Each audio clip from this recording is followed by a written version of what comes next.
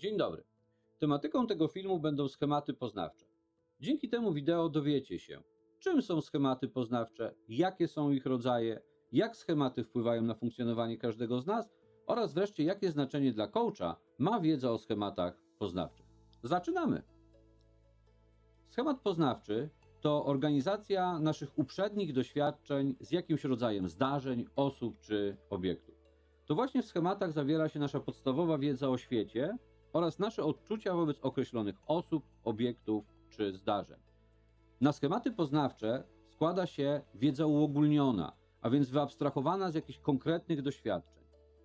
Można tutaj przywołać istotną regułę, która zakłada, że im lepiej jest wykształcony dany schemat, tym bardziej jego zawartość jest wyabstrahowana z mniej szczegółowych doświadczeń. I odwrotnie, im słabiej jest wykształcony dany schemat, tym większą rolę odgrywa wiedza o konkretnych egzemplarzach. Należy również pamiętać, iż uniwersalną zasadą budowy schematów jest ich prototypowość.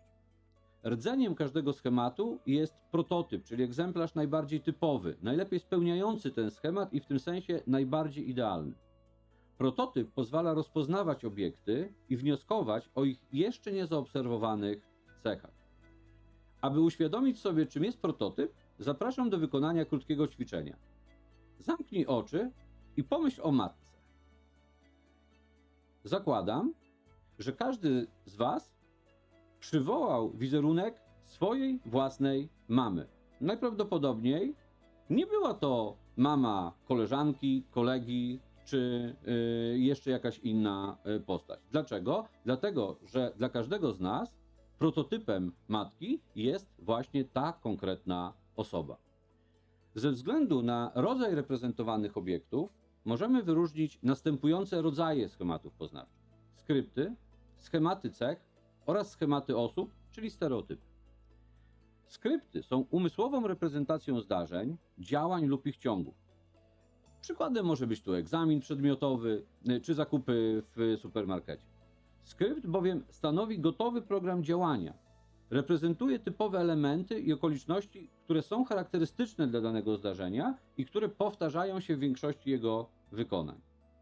Przykładem może być tu przywołany przed chwilą egzamin przedmiotowy, którego skrypt moglibyśmy najprawdopodobniej zawrzeć w 3 zasadniczych etapach. Pierwszy to zadawanie pytań przez egzaminatora. 2. Wysłuchiwanie odpowiedzi. Wreszcie 3. Wystawienie odpowiedniej oceny. Z kolei schematy cech bazują na pewnym rodzaju powiązań pomiędzy cechami charakterystycznymi dla osób, zdarzeń czy obiektów, ale nie odzwierciedlają całych osób czy całych zdarzeń. Warto posłużyć się tutaj szczególną regułą, która zakłada, iż najważniejszym przejawem cech danego człowieka jest jego zachowanie.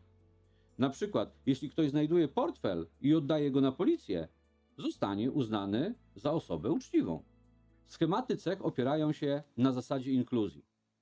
Zasada ta przyjmuje zawieranie się jednych cech w drugich. Przykładem może tu być sytuacja, jeżeli o jakiejś osobie powiemy, iż jest punktualny. Zasada inkluzji najprawdopodobniej spowoduje, że dodamy do tej pierwszej cechy, punktualny, cechy, które z nią są związane. A więc na przykład jest również obowiązkowy, odpowiedzialny, jest przyzwoitym, dobrym człowiekiem. Wreszcie schematy osób to reprezentacje konkretnych osób lub ich całych kategorii. Ich przykładem są stereotypy, czyli schematy reprezentujące grupę osób wyodrębnionych z uwagi na jakąś łatwo zauważalną cechę, określającą ich społeczną tożsamość, na przykład płeć, rasa, narodowość czy religia. Tematyce stereotypów zostanie poświęcone osobne wideo. Tak rozumiane schematy wpływają na funkcjonowanie każdego z nas, bowiem decydują o selektywności uwagi, decydują o sposobie interpretacji nadchodzących do nas informacji, wreszcie decydują o zapamiętywaniu informacji i przywoływaniu danych z pamięci. Łatwiej zauważamy i zapamiętujemy informacje, zdarzenia, które zgodne są z treścią schematu, zaś te niezgodne przeważnie odrzucamy, bądź je zniekształcamy tak, by pasowały do już istniejącego schematu. Wiedza o schematach odgrywa istotną rolę w procesie coachingu. Często w trakcie pracy z klientem okazuje się bowiem, że powodem błędnego postrzegania rzeczywistości lub siebie samego są właśnie schematy poznawcze danej osoby. Wyznaczają one sposób interpretowania zdarzeń i kierunek jej zachowań. Najczęściej schematy te składają się z sądów o charakterze twierdzeń. Na przykład, jestem beznadziejny i głupi. Oraz powiązanych z nimi odczuć, w tym wypadku smutku, złości czy przygnębienia. Są wobec tego destrukcyjne i przeszkadzają w codziennym funkcjonowaniu. Rolą coacha jest więc wsparcie klienta w poszukiwaniu nowych sposobów interpretowania rzeczywistości. Nie wystarczy, że klient odkryje negatywny wpływ istniejących schematów poznawczych. Musi znaleźć dla nich jeszcze alternatywę. Dlatego coach zadaje właściwe pytania, najczęściej dotyczące sensowności schematów i pomaga w interpretacji problematycznych sytuacji, biorąc pod uwagę wiedzę, wartości, przekonania swojego klienta. Pytania dotyczące możliwości zmian schematów poznawczych klienta są w zasadzie pytaniami o możliwość zmiany tej osoby.